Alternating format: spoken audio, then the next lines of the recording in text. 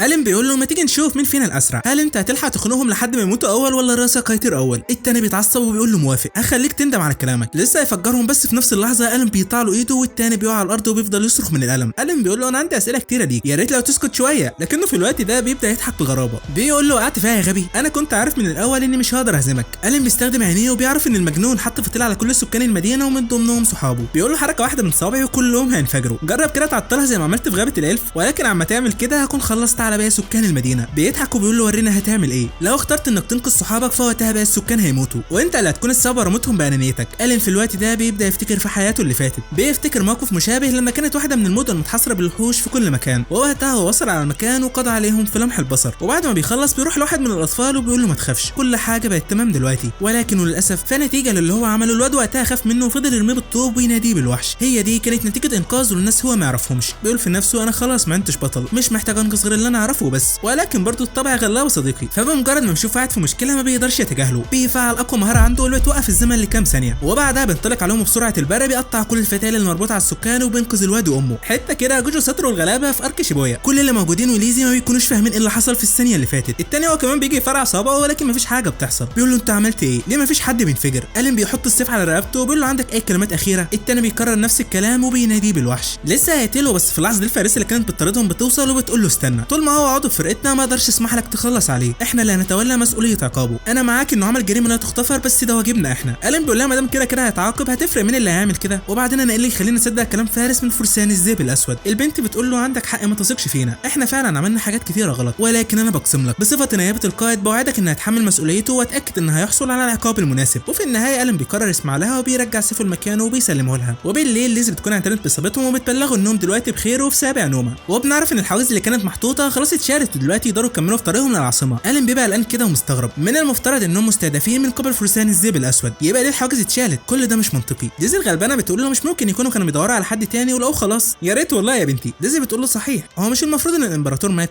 امال دلوقتي فرسان الذئب الاسود بيتصرفوا حسب اوامر مين بالظبط؟ وعلى الناحيه الثانيه جوه الغابه نائبه القائد سيليا بتبلغ لزيت انهم قاموا بسحب قواتهم بنجاح. بس السؤال هنا ليه مرتنا بكده؟ احنا لسه محددناش هدفنا. لزيت بتقول لها ده كان امر من المسؤولين، مالكيش انت دعوه.